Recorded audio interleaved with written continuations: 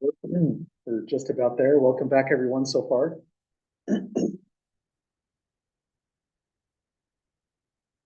That's official. We are now in week 9. Congratulations on getting through midterms, everyone. Depending on your classes, that can be not so bad to really, really intense. I try to offset my exams just to keep them off midterm week, but depending on your classes, maybe the rest of your instructors did the same thing. Who knows? It can always line up to seem to be against you. But we're here on week 9. Attendance is a little bit low, but I've had low attendance all week. I'm assuming we're all in recovery mode after midterms week is possibly what's going on, but we'll still get through it. We're on example 4 of chapter 17, and we're about to redo the confidence interval problem, but more as a problem the way it would look in an actual exam setting. Then we'll redo a two hypothesis test problems, one where we use RStudio, and again where it's another one where it's formatted as an actual problem in an exam setting. Then, after we're done with chapter 17, we'll be moving into chapter 18, handling 2 population means, one from one population and one from another independent population. Really, all we're going to do is adjust some of our methods here, some of our syntax in RStudio, and t.test still does all the analysis for us. So that's what we're doing so far this week. And the bigger announcement is we have our next exam a week away from today, so next Tuesday. Don't forget your calculator. You'll really need one on this upcoming exam. It's going to involve chapter 11, so just concept questions on the normal distribution. I'm thinking just one question. Chapter 13, well, this one has to deal with the central limit theorem. And, I wrote the exam. I'm going to come back to you on that one. I'm not sure if I asked a direct question after chapter 13. In chapter 14, I asked 2 questions. This is when we're using the methods before we got into chapter 17. I'll have a problem where you have to do a confidence interval. I'll provide the z-star value since that's something you'd have to do in RStudio. And I'll do another problem where you do a hypothesis test. You'll do the test statistic, but I'll provide the p-value, and then you'll give a conclusion based on that p-value. So again, really just concept questions from 11 to 13, 14, and in 15, you'll be writing out what is a type 1 error, what is a type 2 error using the context. You'll have to say what is the probability of a type 1 error from the information given. And I'll give you enough information to either determine what is the power of the test or come up with the probability of type 2 error. And you'll say what the power of a test really means in practical terms. So again, really just concepts. It looks like I'm between 4 to 5 questions. And if you're really curious, what does a concept question look like in chapter 15 or chapter 14 and so on, or even chapter 11, going on the normal distribution, just scroll down further and these notes right here would answer that. Excuse me. Version 1, this is the same exact problems we've solved in class. But unless you've memorized all those problems verbatim, they're still valuable. This is what a concept question would look like from chapter 11, for example, and you can find the solutions in the Moodle website itself. Then going down below, concept questions in chapter 13 could be anything along these lines. In chapter 14, I'll have you construct a confidence interval, but I'll provide the z-star value, like we mentioned. In the next part, let's see here, for the hypothesis test, I'll have you do the hypothesis test, but I'll provide the p-value and you just provide the practical interpretation. And then finally in chapter 15, this is the one where we want to be able to interpret a type 1 error, a type 2 error. We want to determine what would happen if we change these values. And you need to also be able to do part C, saying what the practical interpretation is for power itself once power has been computed. These are all old problems we've done once before. So these are the new exercises, and they're brand new. I typed them up over this weekend. So what I'm going to be doing on Friday, possibly going into the weekend, is working on finalizing the solutions right away, make any updates if I have typos in the wording of the problems I have to correct. But I intend to have these posted soon, so this document will also be useful for you in studying. And finally, this is what's going to be provided as the last page on the real exam too. So when you study, have this available to you because it informs you what formulas are provided and what formulas that you'll have to have memorized for the exam.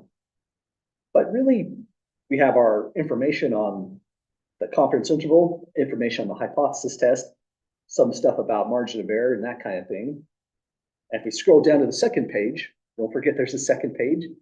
This is really useful in chapter 15 because you have to do some analysis on what is a type 1 error for the particular context, what is a type 2 error. And this information here can help you direct that.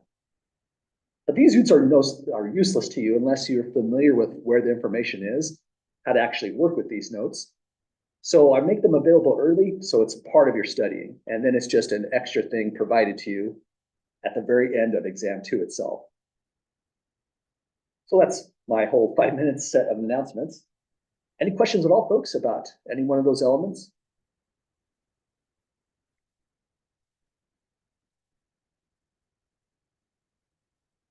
Okay, well, another thing I want to mention is I pushed the due date on assignment 7. We expect that the official due dates are 1 week away from when we finalize them.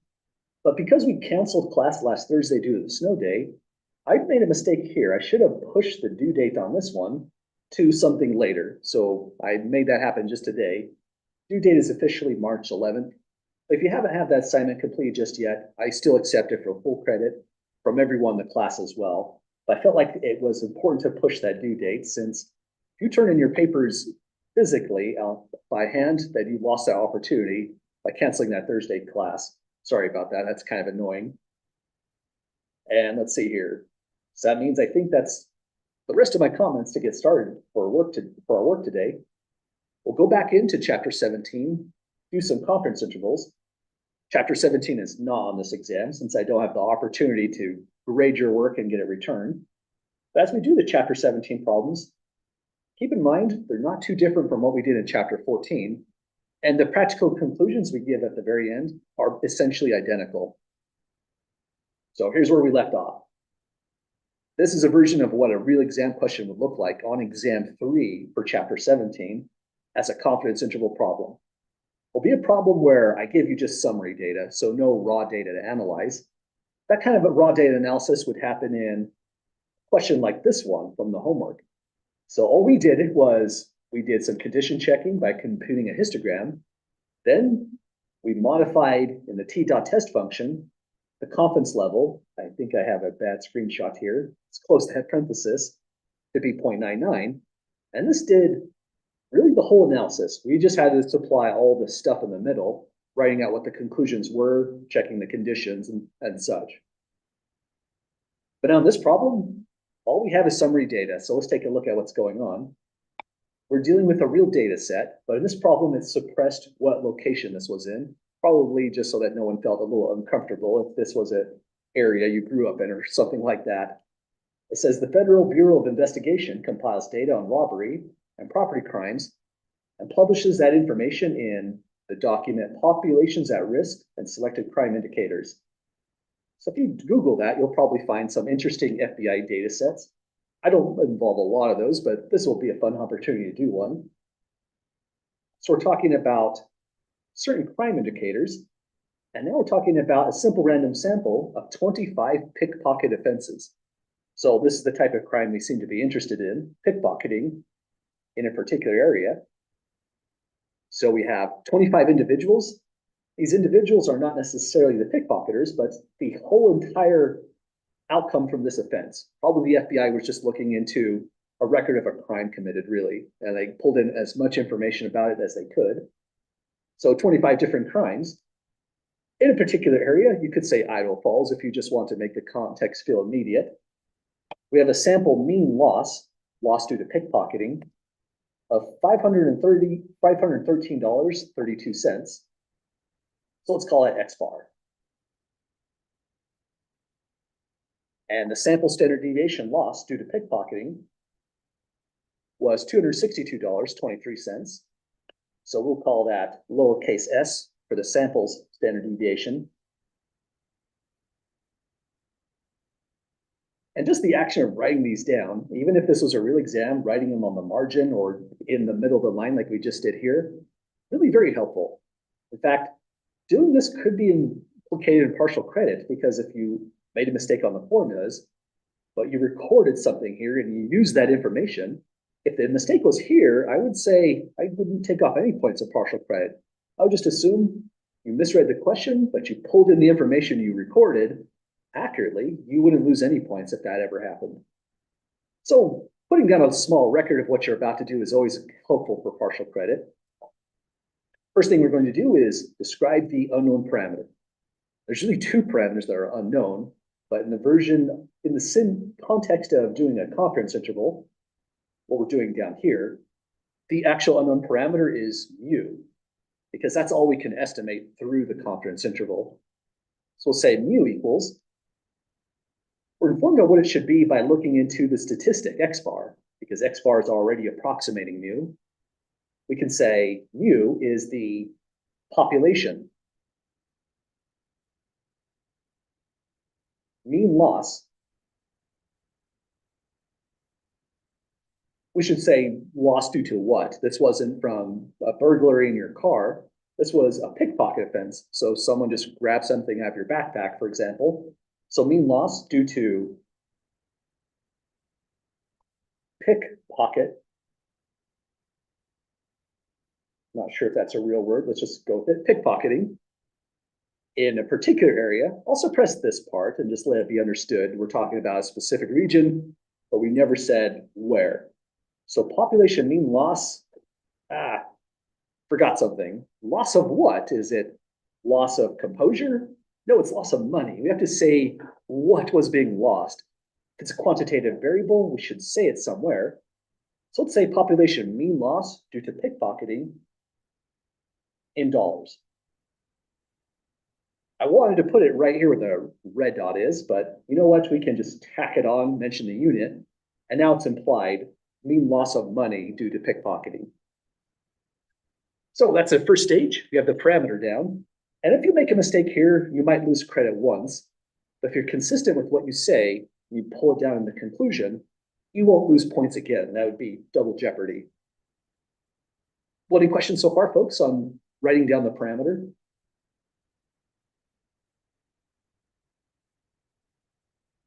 Okay, next part is practically a vocabulary question. This is where the notes help out a lot. When you say standard error of the sample mean, you want to go down to any information that's talking about standard error.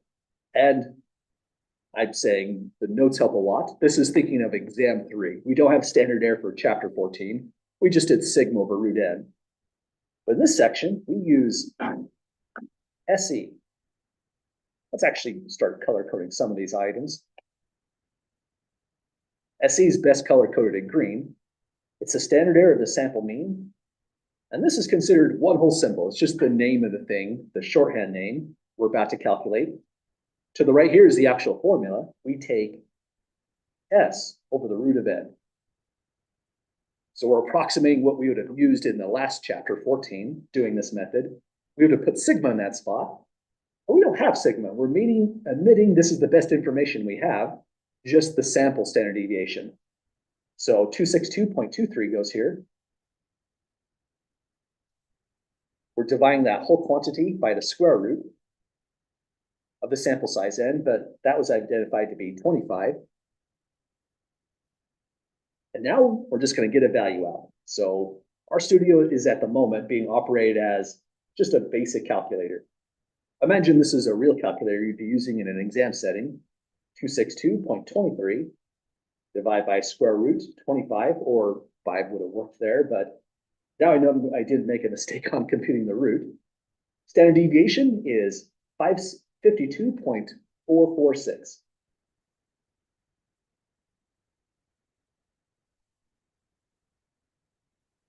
Well, standard error is down. Next is degrees of freedom. Any questions with that first approach? Or first part, rather? Okay, on to the next step. Because we're doing a confidence interval in chapter 17, the next element you would need to have is degrees of freedom. It's indicated by writing down DF. Again, this is like a vocabulary question, basically. We have to know what this means when it comes up in words. Tied down to the symbol, this time it's DF. Write down the formula, but it's the world's best formula, right? Just n minus 1. So grab the sample size of 25, reduce by 1, and we get 24. So degrees of freedom, kind of a relaxing computation, not really a whole lot to say there. Next up is doing the whole confidence interval itself. Well, this is the reminder that if this was a problem we were doing on exam 3, I'd have to tell you T-star right here so that you could navigate through it. And on exam 2, and this is a chapter 14 problem, I would give you the Z-star at this point. So let's compute it ourselves. Syntax would be state confidence, then go QT, because we're dealing with a T distribution. 1 minus confidence, divide by 2. We should also give the degrees of freedom. So let me input sample size is 25. Down in this field, this is where everything is automatic. Degrees of freedom is n minus 1. So that will go down in this location. We have degrees of freedom. And now if you want to force this positive, go lower dot tail equals false. So this whole syntax will run, give us our critical number T-star we're going for. Hit Control A, Control Enter, and then now we do the interesting task of deciding why did the syntax break. Let's see if we can take a close look at this. Object false not found.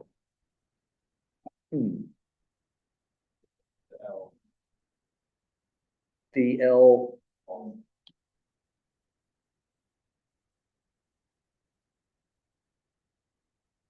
Huh. Yeah, weird. Maybe if I just go, yeah, this is what I usually do. I felt like it's better to give the whole Boolean false itself. Let's see what this does. Weird. I'm not really sure what went wrong with that syntax, but we've got a critical number. Let me just see if it was a one-off error.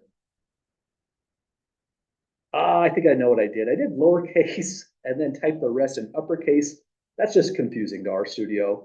We're going to write it all out to keep it all in uppercase. That's a lesson for me now. Okay, so either way we do it, here's the value. Even though we've done this syntax before, let's also record it just so that it's available. So if you'd like to reuse this again, it's down here below. And all we were trying to put down is the critical number T-star. That's the only component that's missing from our whole confidence interval. So 2.0639 after rounding.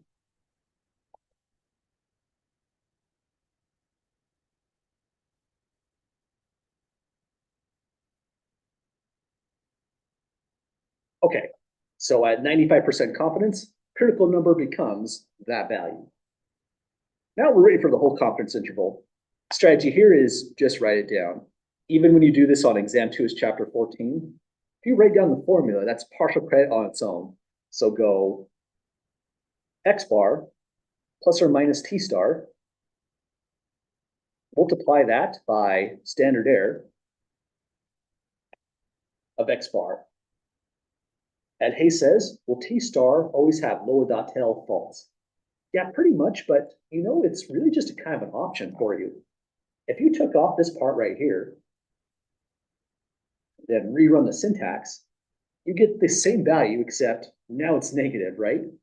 But then at this stage, you have to seriously question to yourself, does it matter if we got a negative value versus a positive value? And the answer is no, because over here in the formula, we use both the positive value and the negative value all at once.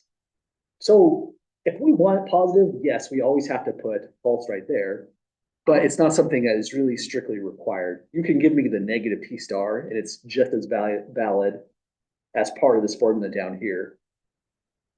Other questions about that so far? Yep, absolutely. Thanks for asking about it.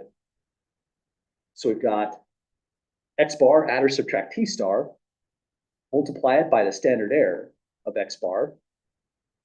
And to bring in the color coding, that value we have as X bar. All we now do now at this stage is go to the right, start plugging in values. X bar is 513.32. we add and subtract whatever the critical number was, whether you calculate the positive or negative version, plug it in right here and you've got the right output, 2.0639. Then multiply by standard error, which is the 52.446. Okay, now again, let's pretend this is a real exam 2 question and it's chapter 14. This would be Z star, not T star. The next thing you're going to do is plug all this into your calculator. But on real exams, show this part right here, because this is where essentially now all of the partial credit comes from. I've done these exams where people only gave me numbers and those numbers were wrong. And let me tell you, it's really heartbreaking to just take off all the credit because I've lost basis for partial credit. So this alone is massive partial credit.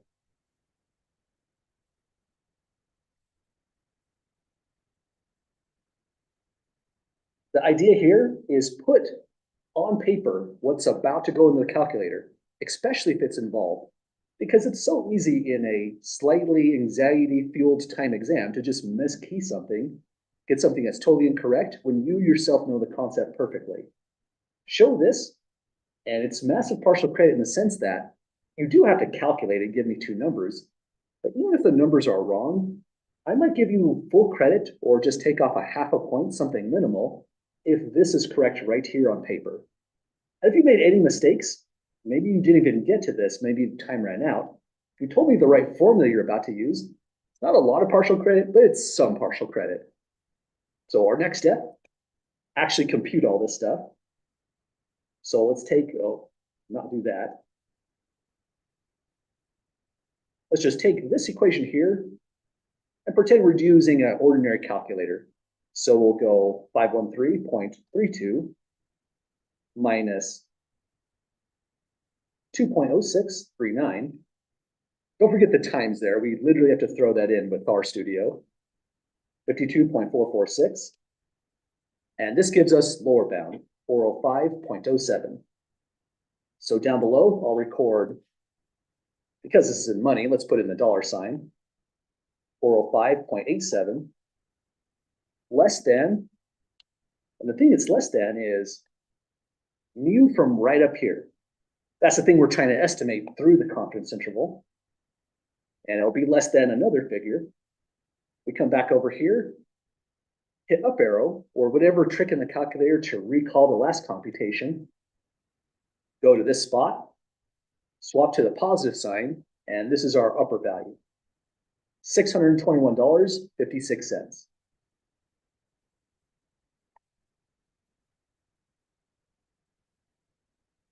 So that's doing both computations at once. All you now need to do is interpret what we have down here on paper. Oh, thanks for mentioning that. Hayes says, do we have to remember Z-star values for confidence levels 0.90, 95, and 99? Now, even on the exam, for exam 2, even though there's just those specific values for those confidences, I would say what the Z-star value is on the real exam question. So no, you don't have to memorize those values there. Other questions at the moment?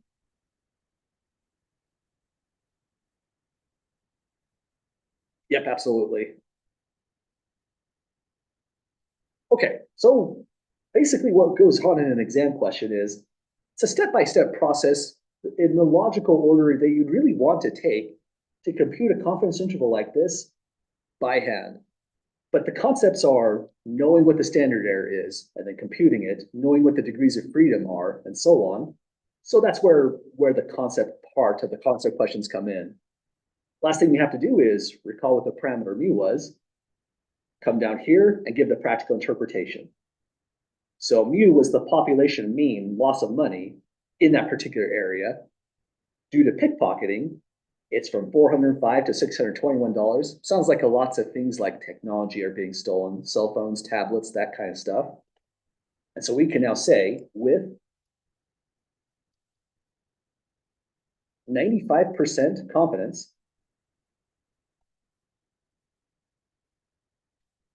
output what we said mu was You could say the population mean, the population average, the true mean, or the true average, anything that just seems to flow the best. I'll go with this output, the true average amount of money lost to pickpocketing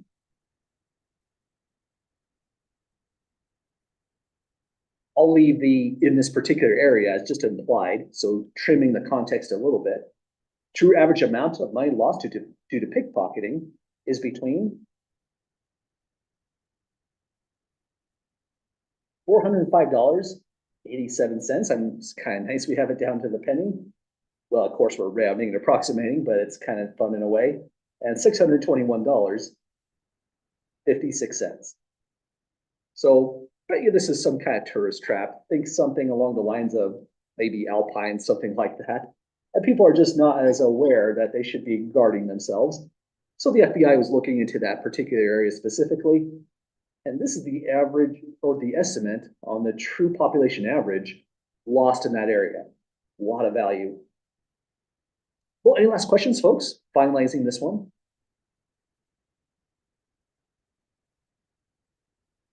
Okay, so we did the confidence interval process 2 different ways. Great thing is we're using the true methods here. We're not making any weird logical leaps, like assuming a value for sigma. We used the standard error instead. And now we're going to turn it over and just redo it all with hypothesis testing. We will restate our whole procedures for the hypothesis test, but in kind of abbreviated way, because the syntax we use to calculate the p-values, let's say here, just as a big reminder, the syntax can be adjusted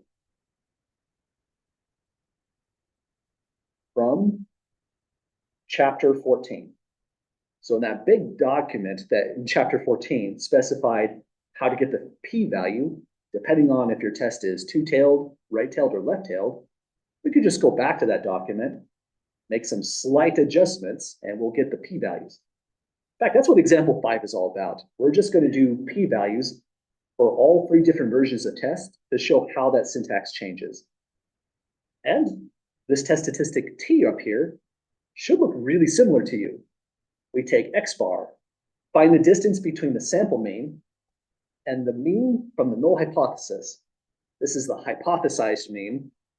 And we want to measure the difference between the statistic and that value in terms of approximate standard deviations of the sampling distribution of x bar itself. So we put in the standard error here, just like we did for the confidence interval, and that's how this new method works. So the first thing we have to do is the hardest part. How do you get the p-value out? Then we'll also show how to do this each element when we go to do the last problem on this document. Well, any questions first, folks, before we go to calculate those p-values below? Okay, there's a little bit of a warning here as well. If the population that we're sampling from is exactly a normal distribution, that means, well, our p-values are going to be exact as well.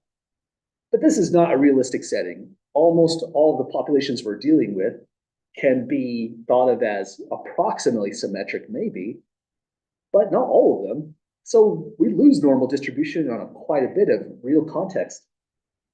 So it says next, p-values are essentially never exact, but that's okay. If we meet the robustness conditions of this chapter, then the larger the sample size n, the more accurate the p-values would be. And those robustness conditions are these ones way up. Might need to take a screenshot here. Here, meeting robustness means your p-value in practice is really going to be highly accurate at that point. But I'm noticing we need to carry this down. I'm going to drop this down to when we get to that problem there. When we analyze these data and do the condition checking, we'll take another look at all of those robustness conditions. So again, this is the full procedure. It took less time to say this time. But because we're saying we can adjust our methods in chapter 14, we should do exactly that. Let's pull up chapter 14.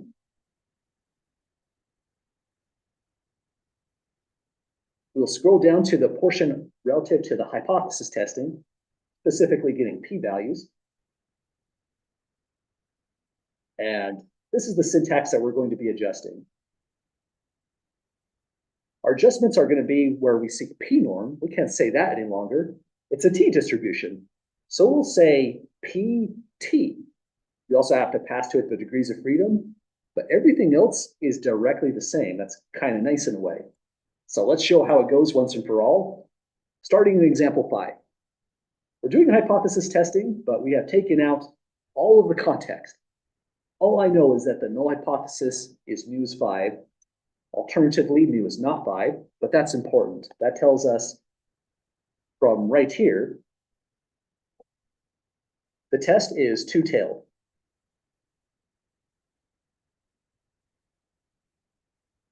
So that's going to take us to this portion of the document in chapter 14. We'll adjust that syntax down below for the two-tailed test. And what else do we know? If the sample size is 30, that means the degrees of freedom in the problem is going to be 1 less, so n minus 1 as a formula, and 29. Okay, what else do we need here? We need the significance level alpha, because once we calculate the p-value, we check it against alpha. So let's just highlight that bit. And we also need the test statistic t, negative 2.08. Let's just restate it down below here.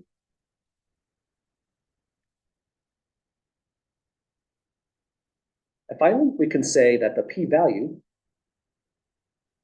is going to be, well, if it's a two-tailed test, it's twice probability of the t-distribution, so 2 times pt, and let me rewrite this in a better way. Don't forget in RStudio, you have to really write out the star for multiplication. So let me just try to do one here. So twice probability with the t-distribution. And here's the weird part of the syntax. Because we could either get a t test statistic, here's t, it's either positive or negative. Imagine z is t. Either t is here or it's out there. And that means there's 2 different ways to write this syntax. Unless you go with absolute value of z. This is our author's method for the formulas he provides. Let's do that. Up here, go ABS. Absolute value of the t test statistic. After we throw that in, we have something before lower dot tail is false. Recall the t-distribution, we have to pass to it the degrees of freedom, whatever they are. So df would go here. And then, because we're dealing with the p-value, and we put in absolute value t here, we're moving all the area to this right side. That's where we're going to find the area. And that's why we're doubling it. But it also means we have to include lower dot tail equals false at the same time. So lower dot tail set false. Well, I will make sure to capitalize every one of those letters. So that's the whole process on this one. A little bit friendlier because we don't have to necessarily specify exactly every little bit. We're just going to go, once I decide where to park RStudio, how about we do one big script that's going to handle all 3? We'll begin by specifying a sample size, n is 25, n is 30. Next, we need the degrees of freedom, n minus 1. And because we're doing the two-tailed test to start off, let's say here, this first output will be p-value for the 2-tailed test. We just need to write out pt. Let me start over. We need to write out 2 times pt. Absolute value of the t-test statistic, the degrees of freedom, and lower dot tail set false. I'm noticing one element is missing in my syntax. We have degrees of freedom all settled because we specified it, but we need to import the t-test statistic as well. So t gets negative 2.08 from the specification here in the problem. Actually, let me swap this out right here.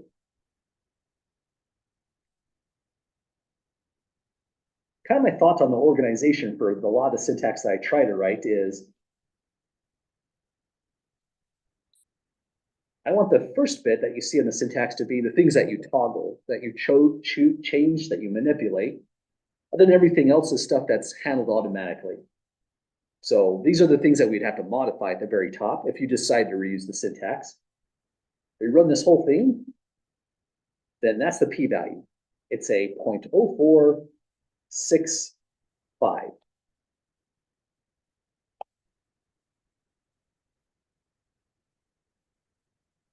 So that's one down. Again, this is the hardest part about a hypothesis test, coming up with the p-value. And the syntax written out by hand, or the syntax we'll share, is what's going to give it to us right away. Now, there's a bigger question here, question for the class. Will we reject H naught, or will we fail to reject H naught? It's based off of this and the significance level alpha. Any volunteers for what the correct decision would be? Yeah, go ahead.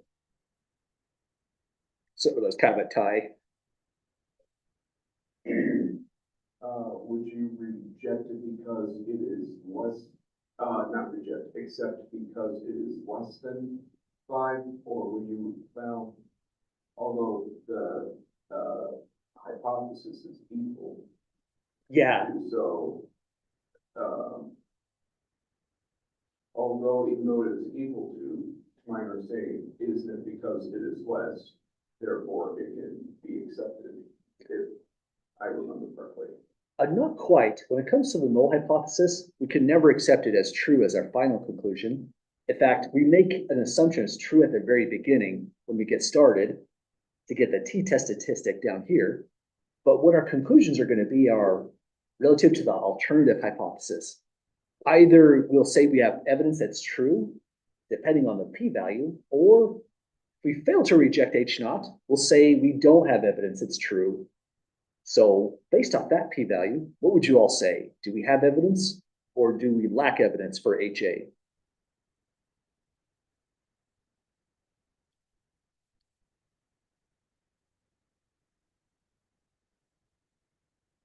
It's kind of tricky in a way, right? Because there's just so much going on here. It's a lot of information.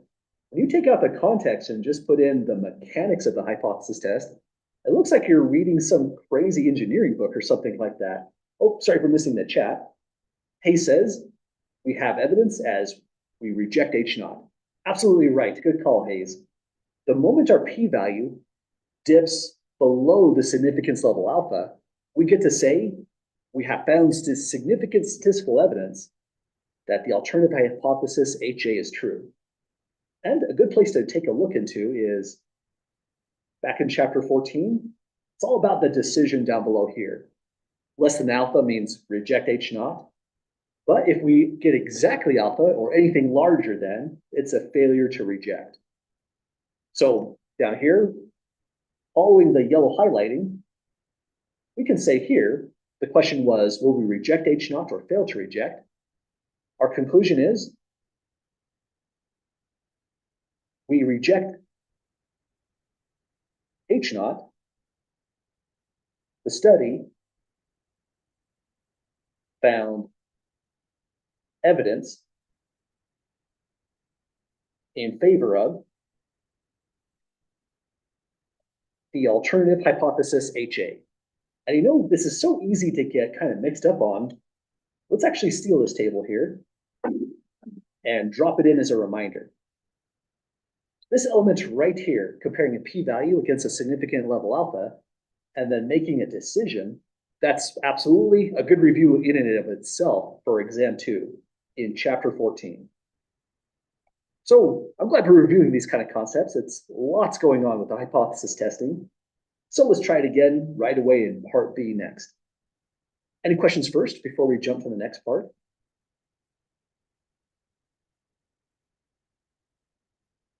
Okay, the biggest thing that we want to think about before diving into part B is It's a right tail test. Look into the alternative hypothesis. Greater than sign right here indicates the form of the test. Right tailed. That means if it's a right tail test, that's a little bit of more of the easier kind of syntax to deal with. Let's scroll up here. That one was two-tailed, left-tailed, but right-tailed is pretty much just this. We swap to PT for T distribution, put in the T test statistic, and the degrees of freedom, the rest is the same.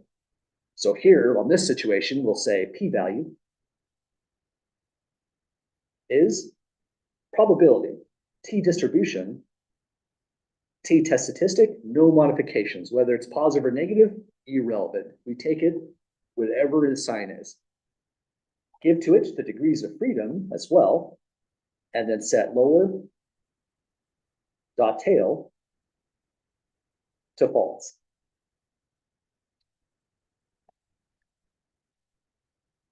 Okay, let's compute this p-value. We could just run that syntax as a one-off all on its own, or if you like the idea of what we're doing up above, we can develop this even further. Let's go that route. Let's say the next one is going to be p-value for the right tail test. If we're going to reuse the syntax, first thing we have to do is import this bit. It'll be pt t df lower.tail set false. So that's the syntax. But next change we have to make is these values are different as well.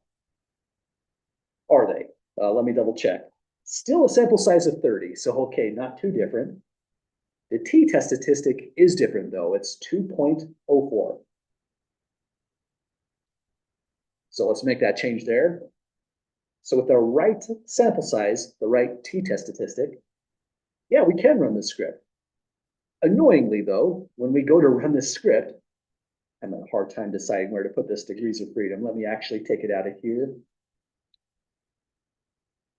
Put it there. Okay, back on track. When we run this script, here's the annoying part. You get a couple p-values out.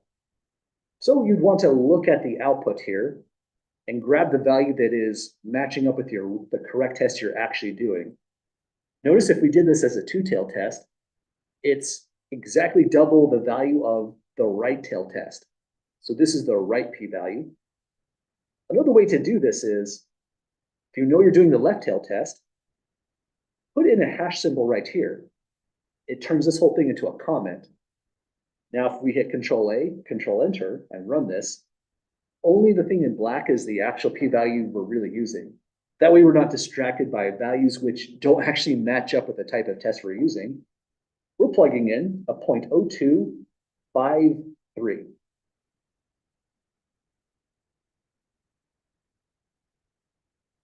Okay, let me undo this part so that a whole bunch of the syntax is in comments if you decide to reuse it.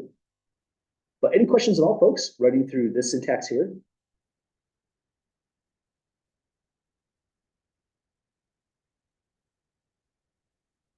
Okay, so all we needed is the test statistic. Notice I had to delete that negative sign. Honestly, that is an easy thing for me to miss right there, the fact that the negative sign had to be deleted.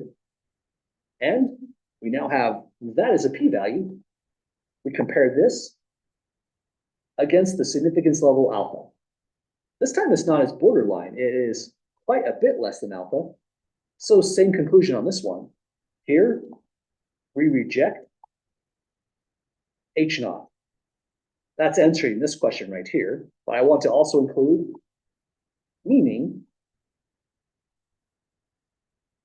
we have evidence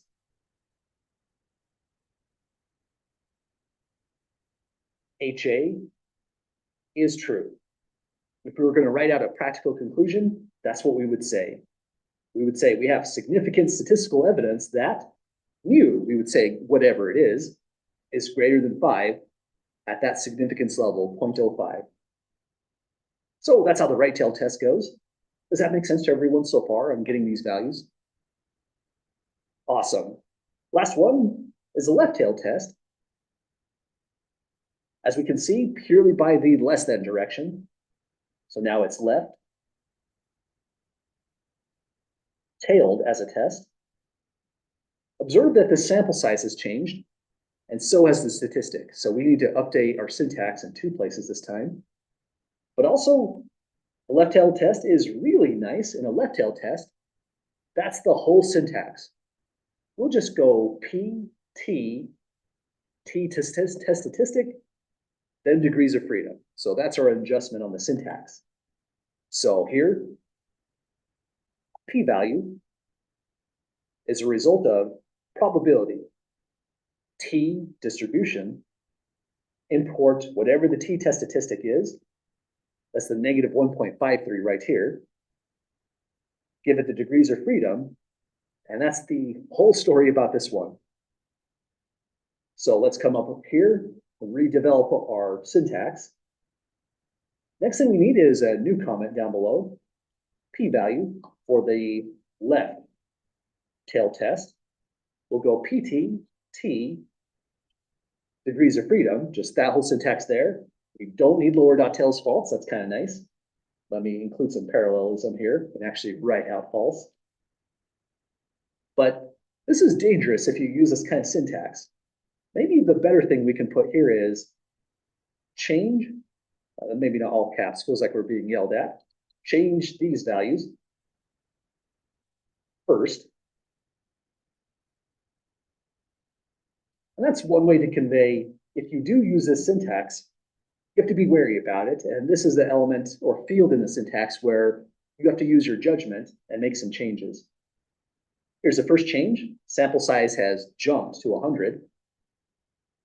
Second change, the test statistic is now negative 1.53. With those two changes, syntax should run just fine, except we're getting 3 p-values out. So this is a decision you'd want to make on your own. It might be convenient.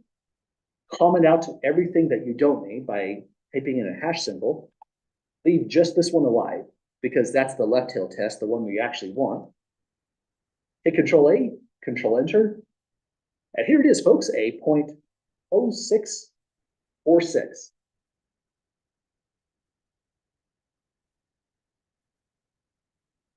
Well, let's think about if we're going to reject or fail to reject. First, I want to make sure I don't forget to share this.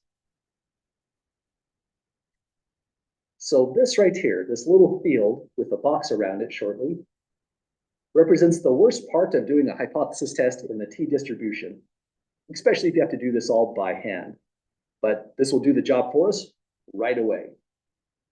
We haven't answered the original question, but any comments on getting the p-value out or the syntax here?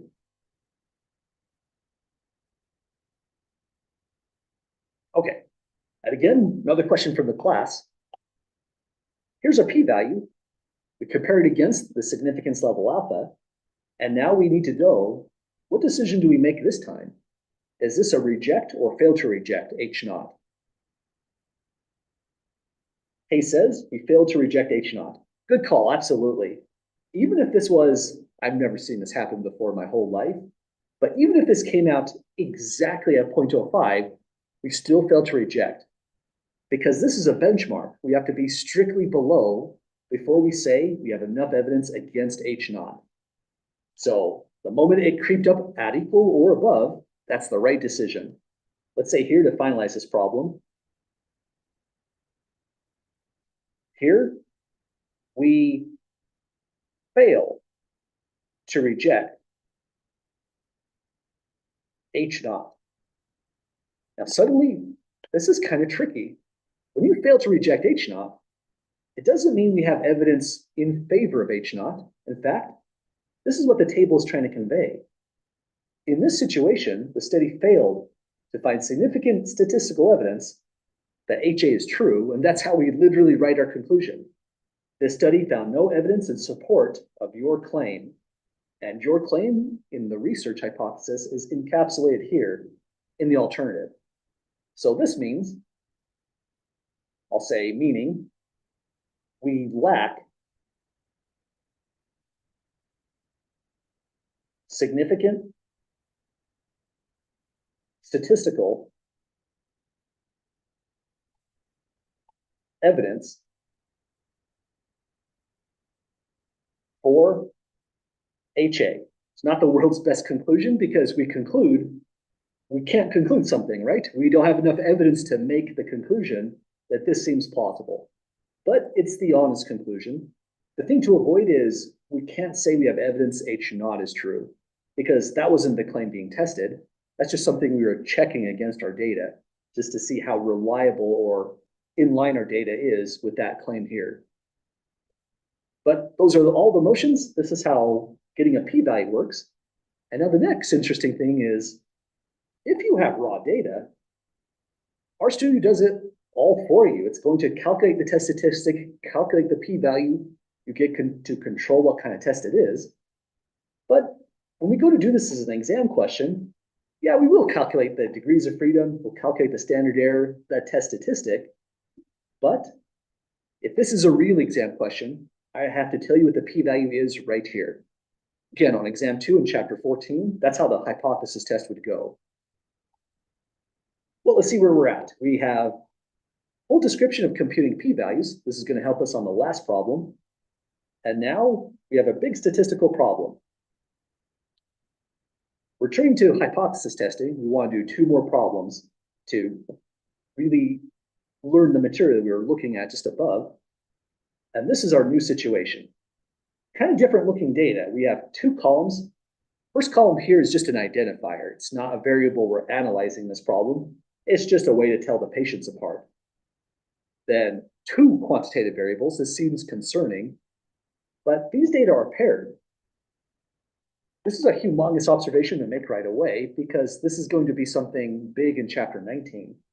Sometimes when there's 2 columns, data are unpaired, and we really need a whole new method. But these are paired data.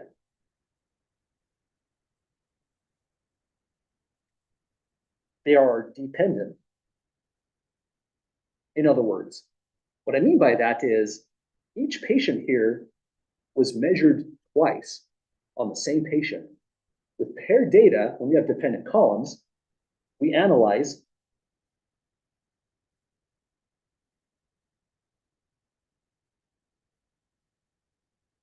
the differences, and we can take the difference of the 12-hour data minus the 10 minutes data, or vice versa, 10 minutes data minus the 12 hours data. Really just entirely up to you. And if you're not sure which way to form the differences, not a bad idea to just say column 1 minus column 2 generically is always going to be totally fine. I'll do that in this problem. We'll analyze the differences, which is going to be 12 hours minus 10 minutes. So that's the idea for analyzing these data. Let's look into the context. It's pretty old data from 1983. So it says Kowalgan, Musteller, I'm not too sure if I'm pronouncing these, and Tukey is another giant in the field of modern statistics, presented data on the blood levels of beta endorphin as a function of stress. So these are blood beta endorphin levels. And what looks like what they're investigating is how stress could be impacting beta endorphin levels. It says they took beta endorphin levels for 19 patients. Curious number, right? Probably the study was designed for being 20 patients, but someone dropped out of the study.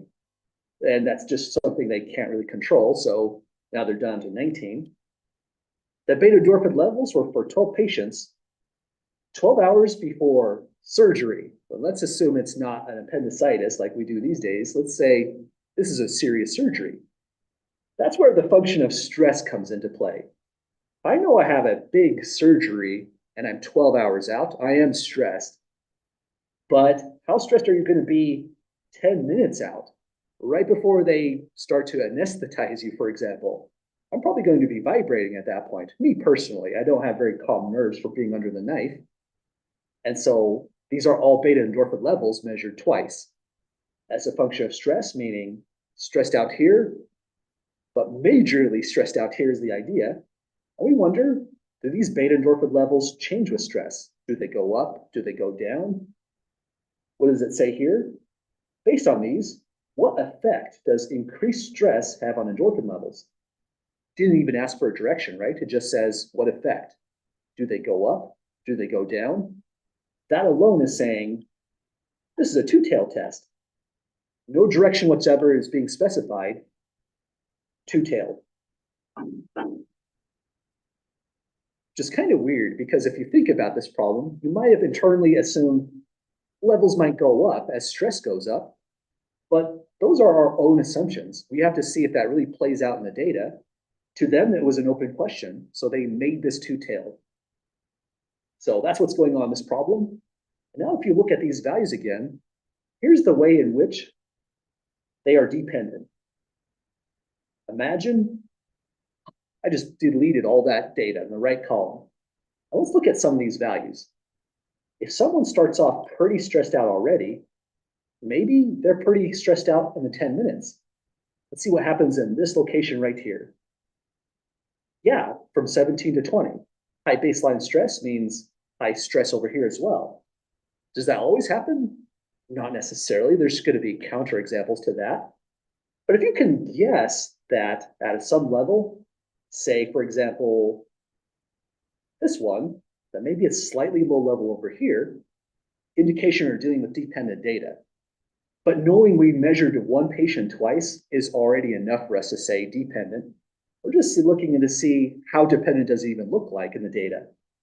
So from a low level of 3.5, this person does not have that same kind of expectation. This person was probably mentally blocking them out to the fact they're going to go under the knife. And then when it's about to happen, they freaked out. So way stressed out here.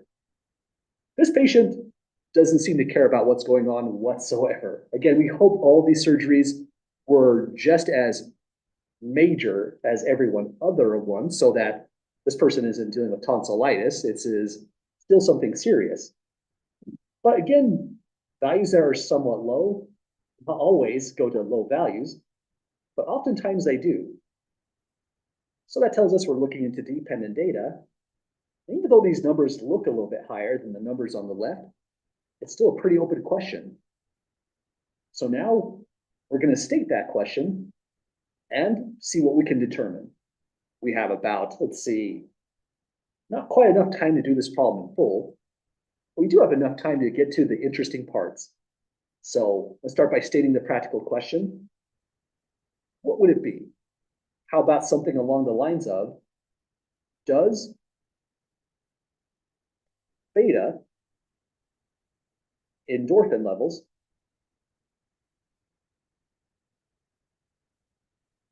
change with stress levels?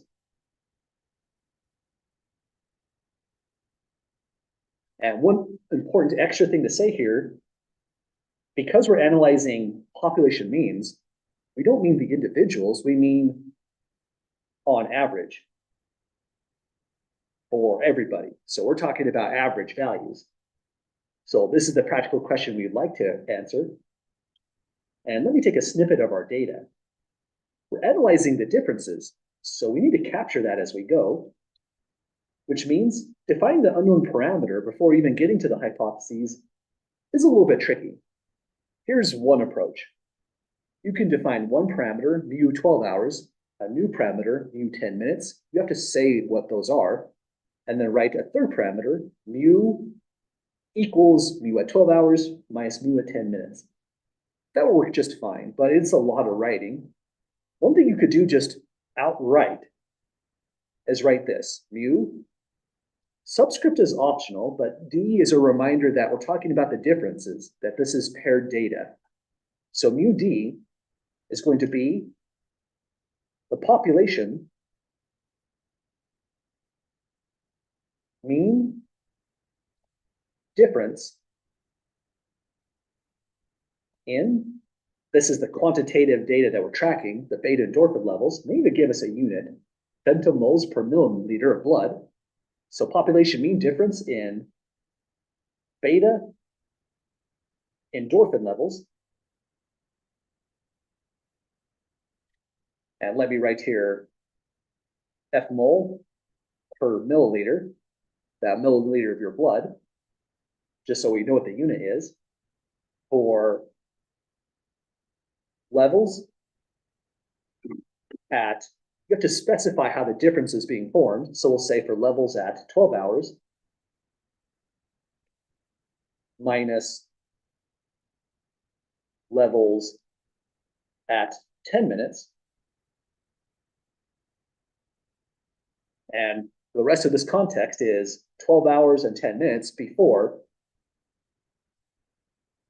this type of surgery.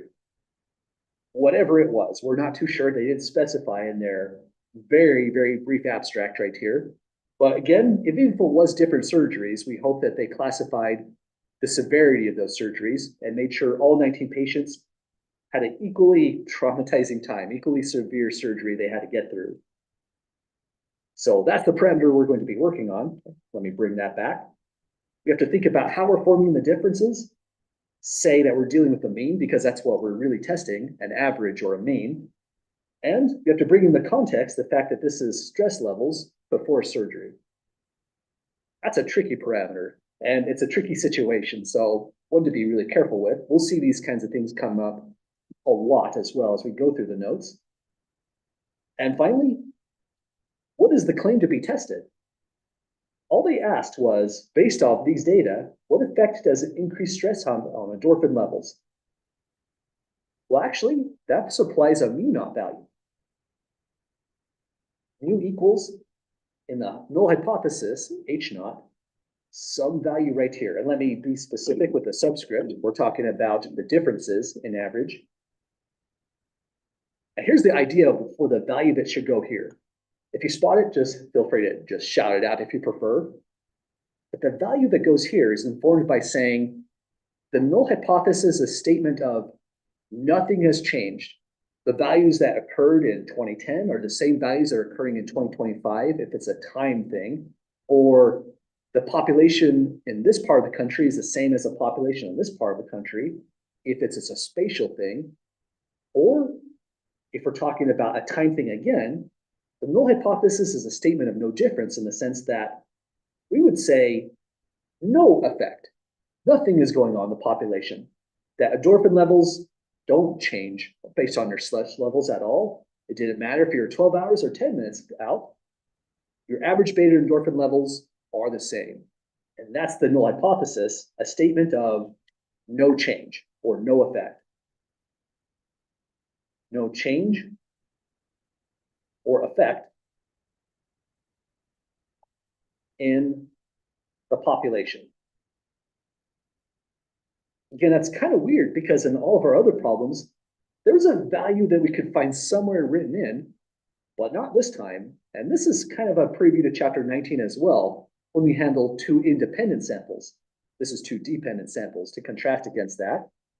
So we will test that null hypothesis against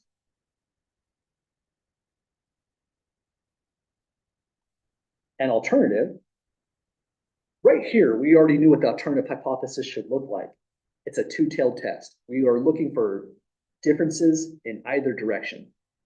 If it's negative, then the way we subtract it, it would say stress levels going up means beta endorphin levels go up.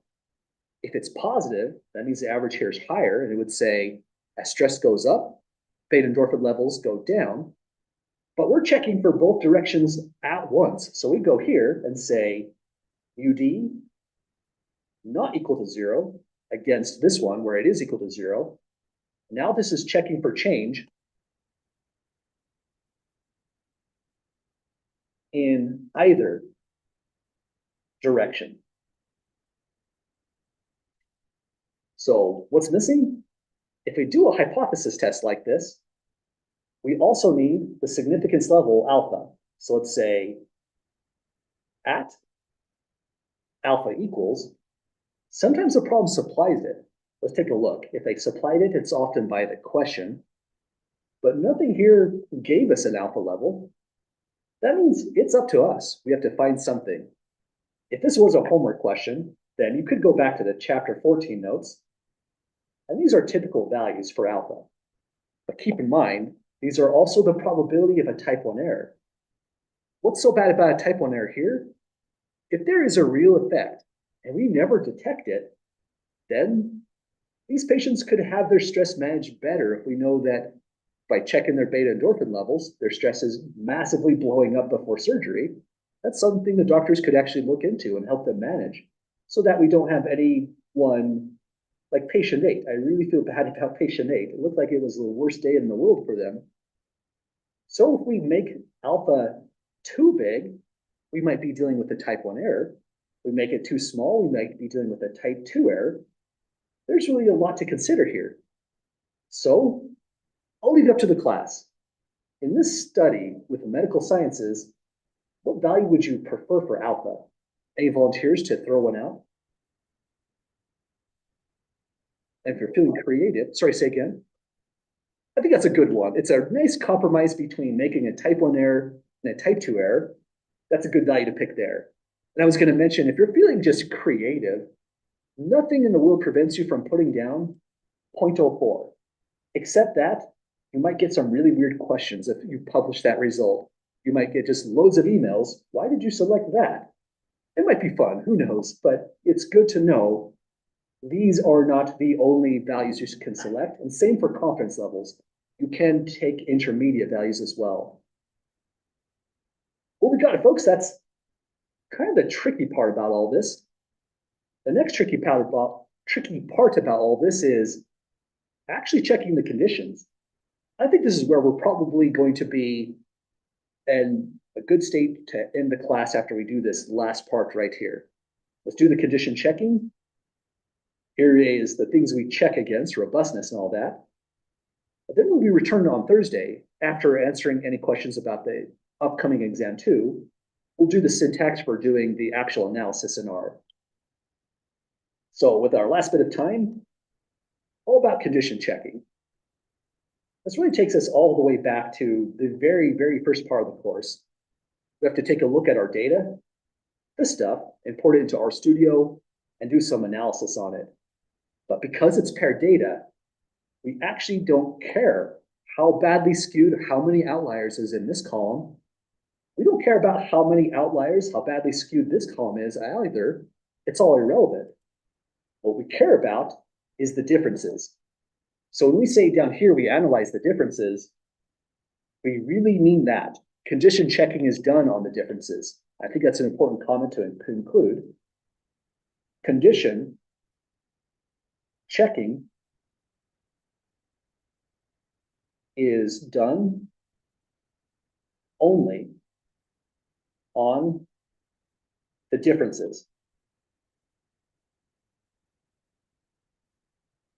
And all this is because the data is dependent, making chapter 19 wildly confusing. That's why we're doing this problem. In chapter 19, the data is independent. There'd be 19 patients here and a whole different set of 19 patients over here. More of expensive study, right? But that means condition checking is not done on the differences, it's done on each individual column.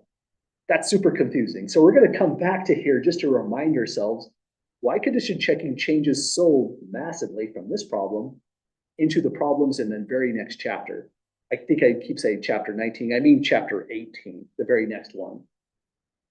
So with that in mind, we're going into RStudio, importing all this data, and we're only looking into the differences. So here's how that all begins. It's kind of a relaxing problem to end class on. Go to import data set from text base. My data is right here on example 6. You can find it in Moodle as well under the folder.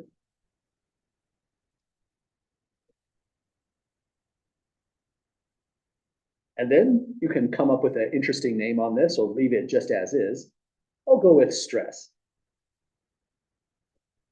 And one thing I missed on my data is it should never look like that. V1, V2, V3 in bold. Something weird is going on with this one particular file, but here's the fix. If you ever see all this, select heading yes. Now, if it says patient ID, X 12 hours, X 10 minutes, that's the right actual data at this point. Let me take another look into this file. Yeah, I have no idea why it does that for this one data set here. Something weird. Maybe I tabbed something weird that confused RStudio. But with those changes in, we can hit import data set. If you see this under a tab that says stress, you're on the right track. And I forgot I have a whole bunch of stuff in here. Let me just do a really quick fix here. It's a good idea to clean your environment by clearing out all the variables before starting a whole new problem. So there we go. I've resetted the data, re-imported the data, so I can have a clean environment here. Oh no, and then I messed that up. Thanks for spotting that. This is actually terrible. What this does is it's made row 1 be categorical data. So now it's considering everything to be categorical. We need to wipe that out as well. One last try. Import data set from text. My file is down here. I want to call it stress, lowercase this time. Click on yes for headings. Now we've got the right stuff. Import that data set, and we're on our way. Okay, so all of our data is here. All we need is some quick graphics. Let's call this condition checking for paired data. So our situation, we are analyzing just the differences. So let's make a new variable. I'll call it diff for differences. And go over here, call stress, hit the $sign, and we're doing 12 hours minus, call stress again, type in $sign and do 10 minutes. Then once you do that, double check your document. How do we subtract really? We said 12 hours minus the 10 minutes level. If we mix this up in the middle of the document, it actually can mix up our conclusion as well. So whatever you said here, keep it consistent all the way down, and you'll be totally fine. So those are the differences. We'll go hist for a histogram of the differences. I'll wipe out the main title. That's a personal choice. For the X label, we need some units and a description of what we're dealing with. So we'll say, let's see, without getting too verbose, differences in beta, endorphin. Let's maybe move that down. Beta endorphin levels. And I'm going to hit enter again since I'm running out of horizontal space. We should say how we form those differences. And we also should bring in the unit. Wow, lots to write in here. Let's say F mole per milliliter. And let's also say 12 hours minus 10 minutes. And then we'll find out if we can really fit all this. Let's run the syntax, see how broken it looks like. Sometimes too long of a description causes some graphic issues. Differences in beta endorphin levels, 12 hours minus 10 minutes. You know what? I think that's okay. It fits. It's kind of hard to get a good window on this. But if we go export, copy to clipboard, we can get a better view. Observe skew to the left, and it's skewed to the left by a lot this time. This is not something I would say is roughly symmetric. It's noticeably skewed. I wouldn't say violently skewed or anything dramatic like that, but skew is a feature of this data, and there's nothing we can do about it. We'll drop that down into the condition checking part. And we don't have a ton of time to fill out all of the condition checking. So think of where we're stopping right now is just the R syntax you would personally need yourself when you analyze this kind of problem. Oh, hang on, let me get that syntax.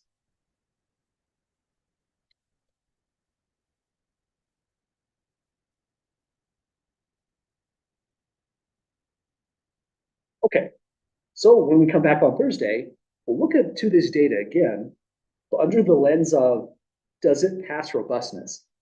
We're in this region. Sample size at least 15, but it's not in the large yet, it's at 19. T procedures can be used except in the presence of outliers or strong skewness. That looks like strong skewness. I don't think the conditions are met on these data. That means we have a pretty interesting discussion when we come back to this problem on next Thursday.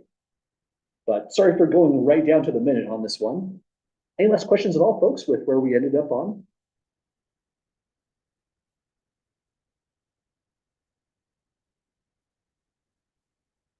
Okay, well, we'll come back, specify how to do the syntax to run the whole hypothesis test, and finalize this problem on Thursday. But keep in mind, just another reminder, if on Thursday you have questions about exam 2 material, I'm very happy to take them. So I'll start off class by talking a little bit more about exam 2 and then calling for questions. After we run out of questions, we'll just go back to this document here, finishing out the problems. But have a great afternoon, folks. I'll see you all next time.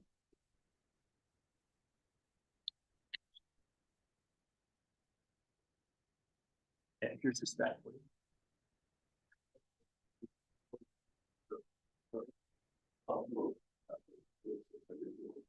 No, I had a snow day, so that was taking away that opportunity as well. Thanks for that.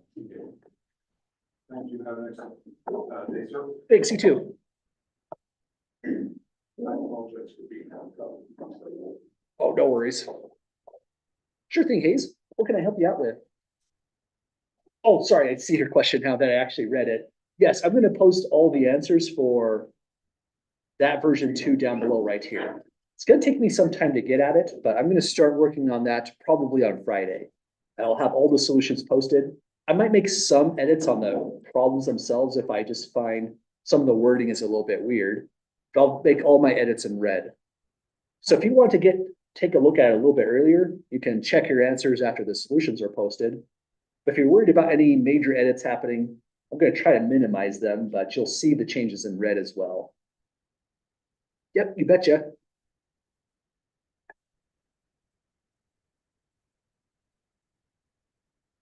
Okay, sounds good. You too. Take care.